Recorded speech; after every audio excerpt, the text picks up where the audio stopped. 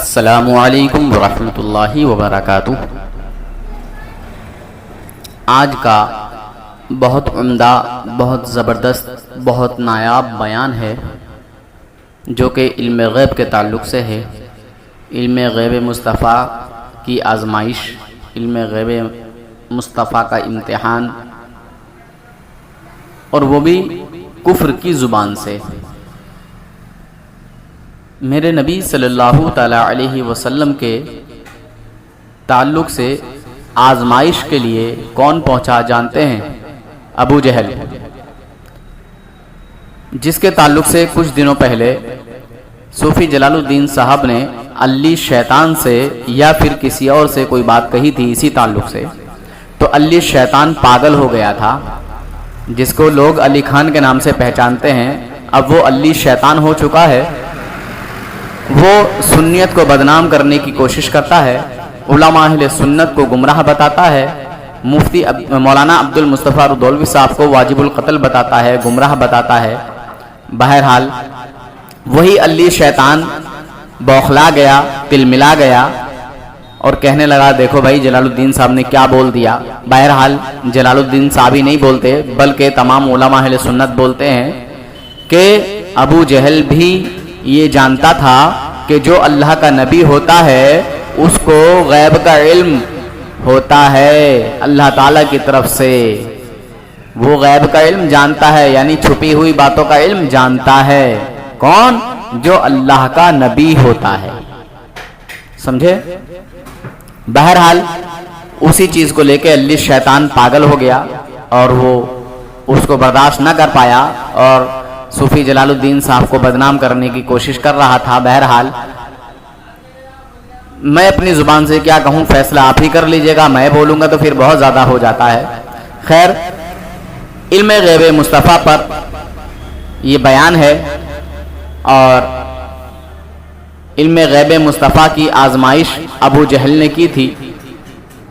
اس نے سوچا تھا کہ یہ اپنے آپ کو نبی کہتے ہیں، اگر واقعی یہ نبی ہیں تو ان کو چھپی ہوئی چیز کا علم ہونا ضروری ہے، تو کنکری چھپا کے لے کے گیا تھا اپنے ہاتھوں میں، کنکریاں یعنی پتھر، کنکر، تاکہ وہ ان کی آزمائش کر سکے، پہچان سکے کہ ہاں یہ کیا واقعی اللہ کے نبی ہیں۔ بہرحال بہت ساری نشانیاں میرے نبی نے دکھائیں اور وہ یہ سمجھ بھی گیا، جان بھی گیا اور پہچان بھی گیا کہ ہاں یہ اللہ کے سچے نبی ہیں۔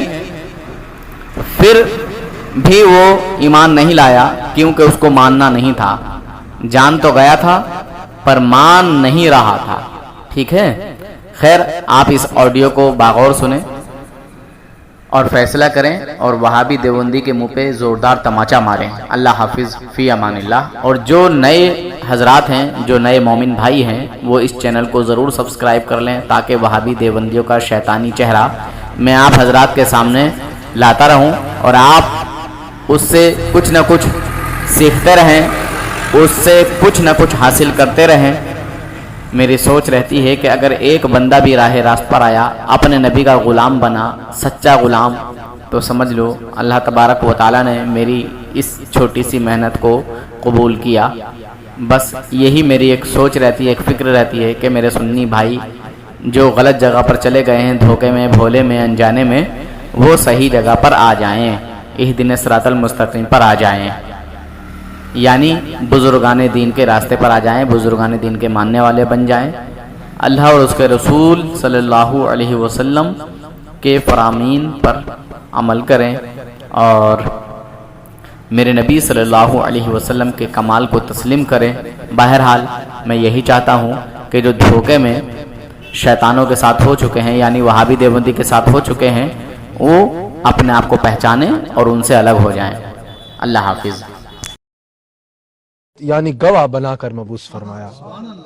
حضرت آپ نے سوال فرمایا کہ کئی لوگ انگلی اٹھاتے ہیں علم غیب کے بارے میں، تو میں نے آیت پڑھی یا ایھا النبی، آیت کا آغاز ہوتا ہے یا ایھا النبی۔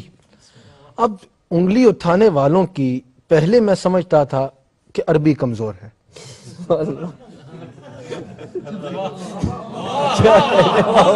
کیونکہ حضرت میں نے ان کی ایک دفعہ تفسیر پڑھی تو یا کا ترجمہ ہے، अय्युहा का तर्जमा भी किया हुआ है, नबी का तर्जमा लिखा हुआ खाली नबी।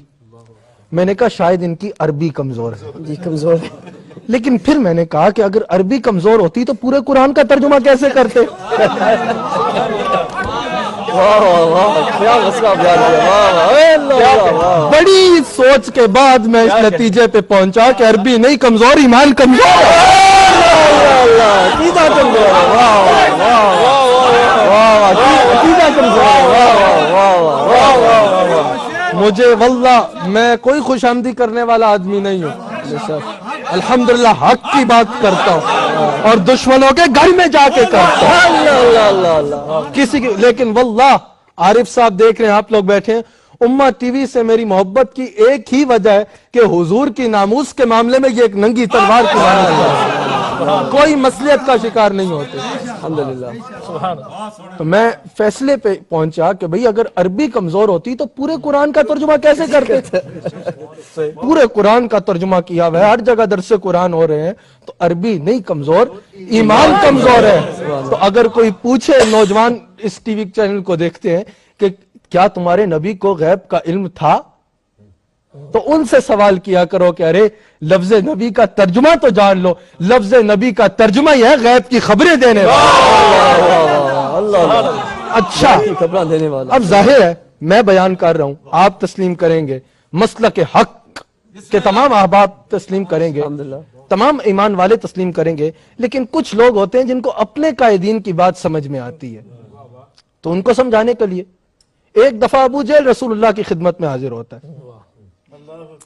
मेरे जुमलों पे हाजरीन भी और नाजरीन भी तवज्जो रखिए, मैं किसी पे इख्तिलाफ नहीं कर रहा। वाह वाह वाह। अगर कोई समझता है कि मैं किसी एक वाहिद तबके पे इख्तिलाफ कर रहा हूं तो हमारा काम इख्तिलाफ करना नहीं है, और हमारे पास इतना वक्त भी नहीं है कि किसी पे इख्तिलाफ करें, और हमारे जुमले इतने फालतू भी नहीं है कि हम किसी की नजर करें। हम अपने आका की बात कर रहे हैं, सुभान अल्लाह, सुभान अल्लाह। हम अपने आका की शान बयान कर रहे हैं, और हमारे आका गैब की खबरें देने वाले हैं, और ये हमारा फर्ज बनता है कि अगर कोई नादान अगर हमारे आका के इल्म पे इख्तिलाफ करता है, तो जिस तरह कोई बेटा अपने बाप के बारे में कुछ नहीं सुन सकता, इसी तरह उम्मती अपने नबी के बारे में नहीं सुन सकता। ये हमारे ईमान की गैरत गवारा नहीं करती, कह रहे हम जिंदा और हमारे मालिक के इल्म पे कोई इख्तिलाफ करे। खैर, एक दफा अबू जहल रसूलुल्लाह के पास गया, किस तरह? मुट्ठी में कंकरियां रखता है और छुपा लेता है, यानी कंकरियों को गैब बना लेता है। अब अबू जहल जा रहा है नबूवत आजमाने, ईमान वाला नहीं था अबू जहल, बड़ा बेईमान था।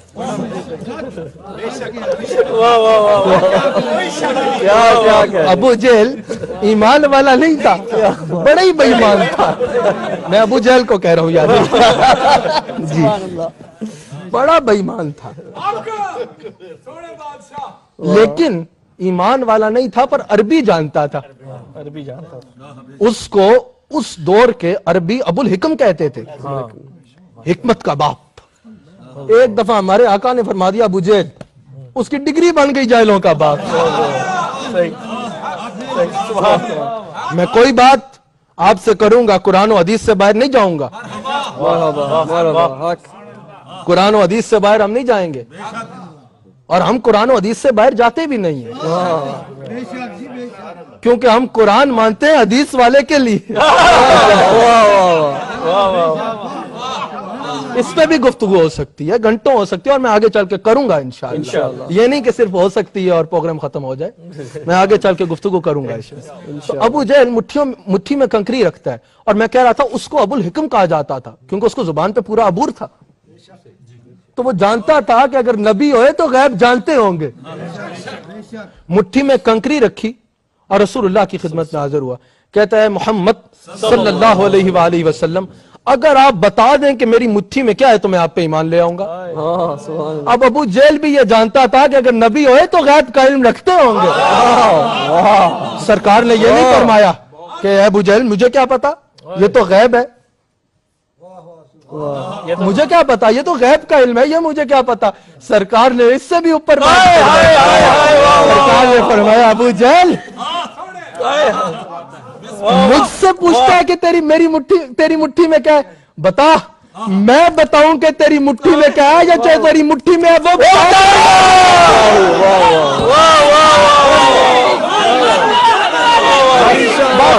बात सुनिएगा।